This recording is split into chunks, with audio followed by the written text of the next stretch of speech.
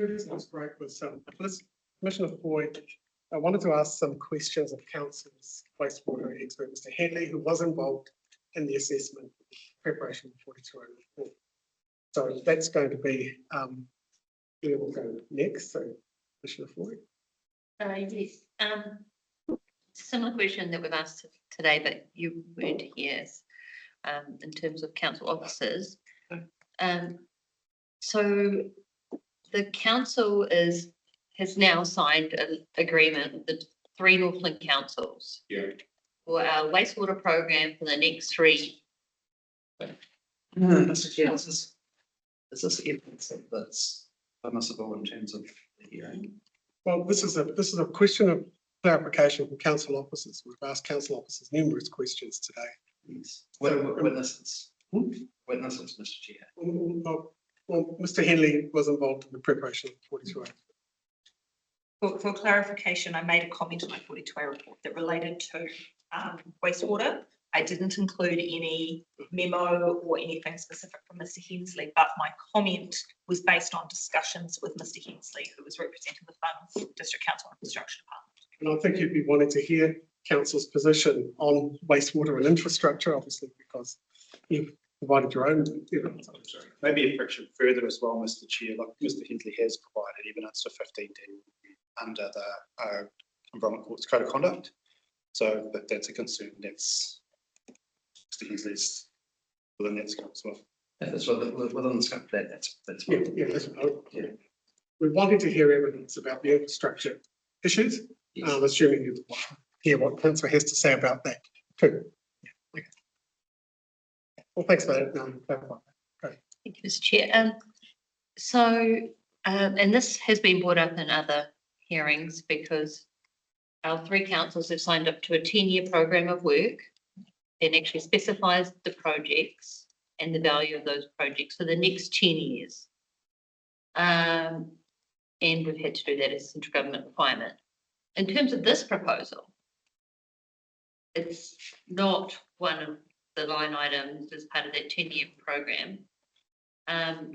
How would this item in terms of reticulated wastewater, a new wastewater, be worked into that next 10-year program if we've already signed up with the other 3 councils? So the signing up to date was a forced marriage, so to speak, where there was the 3 councils put in their individual work programs, so each one individually. They did that with the knowledge that once we became an integrated organisation, that entire work program would be reworked on the basis of the entire region rather than just the individual councils. Within that, there is there's a hierarchy of magnitude of how we address the issues, being number 1, health and safety, number 2, compliance, number 3, level of service, and number 4, growth. So growth has been included in our plan for Farnham District Council. Obviously, it was focused on where we knew the concentration was going to be at the time, and we didn't have knowledge of this particular one. But that's not to say that the current program is we're about to set up some work streams that will start re-investigating and re-prioritising the port work program based on what we currently know. So it's constantly evolving process, and there's new projects always coming on. Growth projects in particular, but there will also be, where we have catastrophic failures on different plants around the country, so things have to be reprioritised. So all of that will be taken into account in the revised forward program. Okay, so basically the clock starts again, but there is an allowance within that the bookends of the financial requirements to accommodate growth. It's not to say that a project like this one would necessarily get a free ticket. It's got to be stacked up against everyone else to be really clear. But the reality is that you're not being precluded from having the opportunity to put your case forward in wider scheme of things with the new CCO. The other thing, just to clarify, is that while we did a program for 10 years, we actually did projections out 30 years, sorry. So we've gone out a long way. In the case of Rangiputa, the current plant is scheduled for replacement in 2041-42.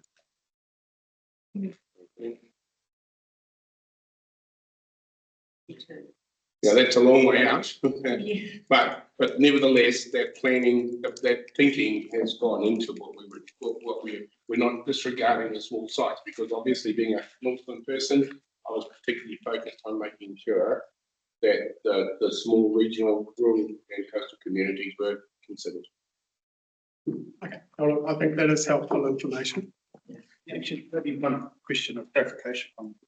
Is there an indication of relative cost at this stage? Has there been any costings overall done before? Well, at this stage, given how far out it is, they just plug numbers, and I don't think they're reliable. So what happens is, there's kind of, for one of the better word, there are aspirational numbers sort of 10 to 15 years out. As it comes further down the pipeline, we start getting more engineering reports, and then scoping properly, and then looking at new technologies, et cetera, and then we figure out what those final numbers are. So to me, it's too early to tell. Yeah, just an earlier question earlier that it's actually a specific part of the Mr. Pearson's report, page 111, 285E, which refers to that wastewater, which is what I've asked.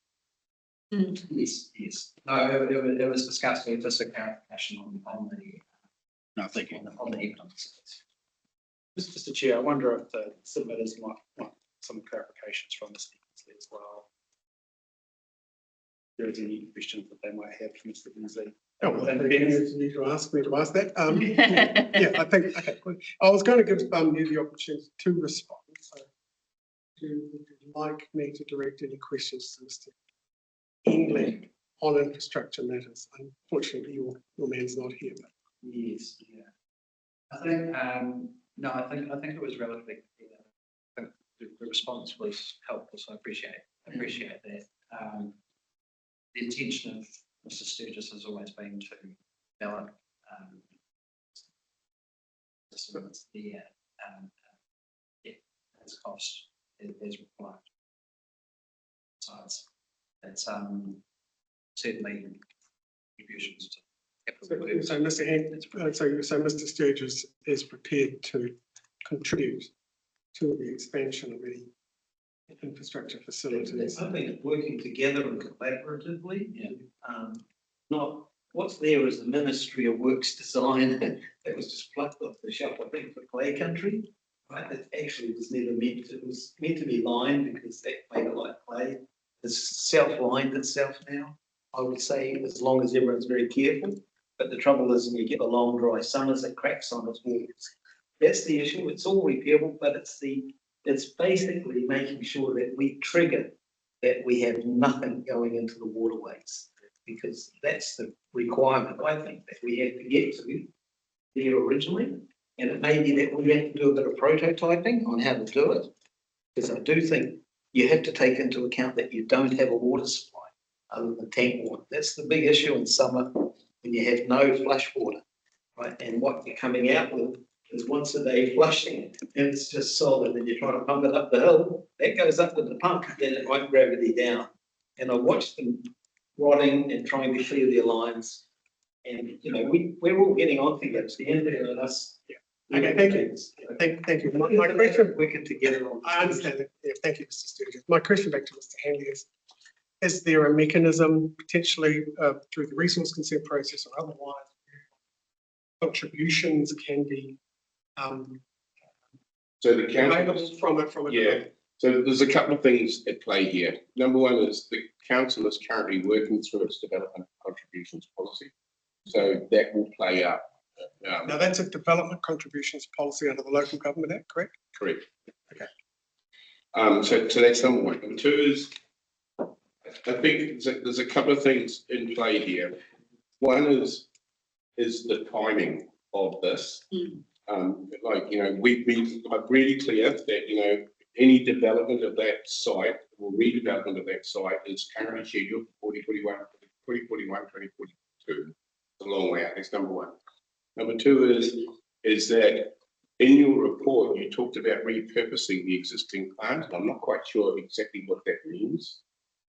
And yeah, so you know, there were some questions in my mind when I read the summary statements to just take stock of what does it mean to have a standalone wastewater treatment plant, and my experience is that, you know, the rules around Taumata Arawai and NRC are quite the bar is lifting all the time as people expect better and better standards, and increasingly those compliance costs become quite challenging for standalone operators. So I just wanted to just make sure everyone is aware that a standalone wastewater treatment plant, which ultimately could be combined with the council's system, I think there's quite a bit of thinking that would need to go on as you were stepping through those processes. Right? There's a lot to think about. The point of pulling the lifestyle is all close, putting them contained in one area so that you can effectively then move to the closed loop system. Because you don't have this huge distance between them, that you aren't then putting lifestyle product into the soil, because any bit going into the soil is nitrogen into the soil and it's more bottles popping up. So you really got to put a big effort into getting it all gone, because we know even when you put stock in somewhere, you can see the difference. So that's where we feel, and I'm really pleased to hear that we can work, because the issue is you hear in all these submissions from the public that there's a big increase at certain times of the year, but you're not seeing that in the coupon meter data, and that's the bit that worries me. You know, because it used to be there used to be a big spike. So where's it going? That's pretty simple. With the right people on the job, I think it's quite resolvable. So just to clarify, the subject site isn't approved for connection to the council sewage until after that treatment plant is upgraded 2040. Well, it's currently the plan is 2041-42. That will change, almost guaranteed, over the next 10 years. So it could be further away, or Could come forward, don't know. but there's no certainty they can connect, and there's no approval for them to connect to sewage. Well, right now, my understanding is Rangipura is at on the capacity now. So if I can just clarify that, I think I'm missing the question.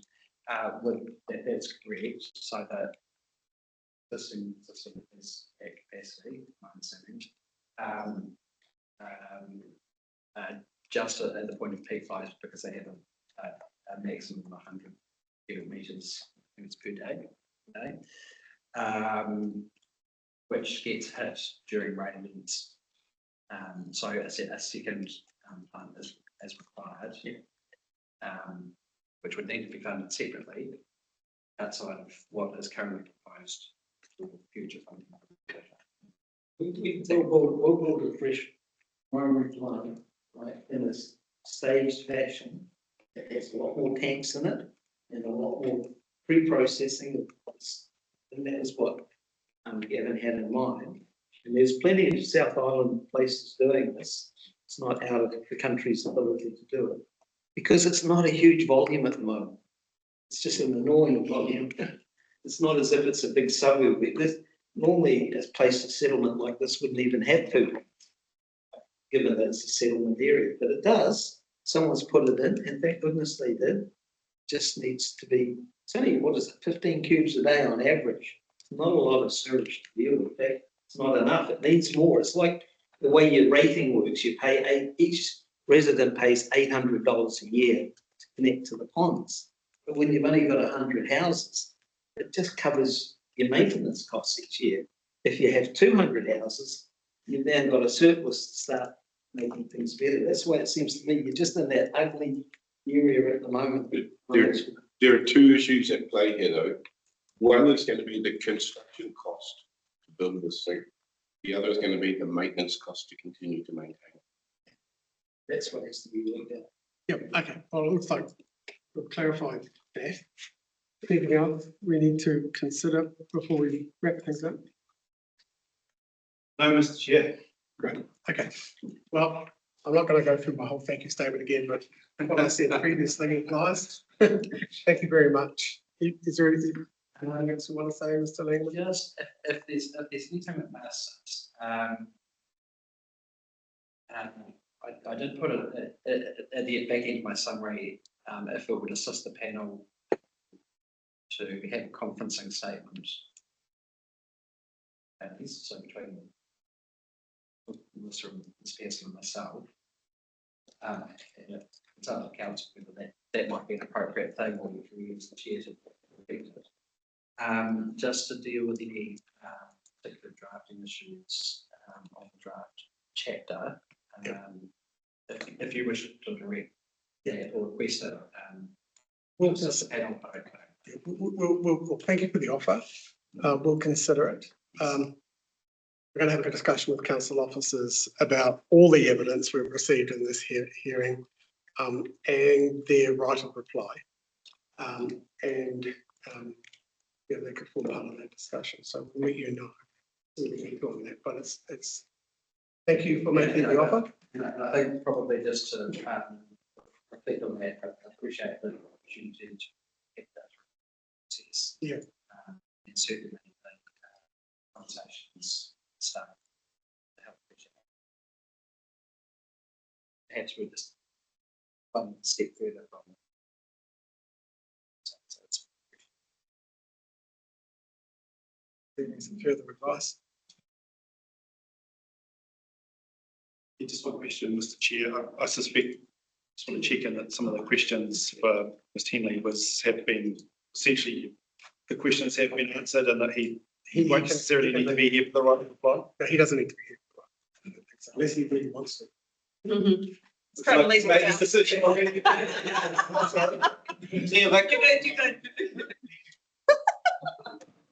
You're good. Sometimes actions speak louder than words. I think it was Mike Neal was 4 days that the questions that the panel wanted answers for were answered on the whole. That's great. Thank you. Did you want to say anything else? No, okay, very good. Well, thanks very much. How long do we, I think we'll take at least half an hour. Half an hour sounds good, Mr. Chair. And then we'll come back and hear the verbal right of reply. Okay, we're adjourned. Okay. Thank you very much. Back there recording.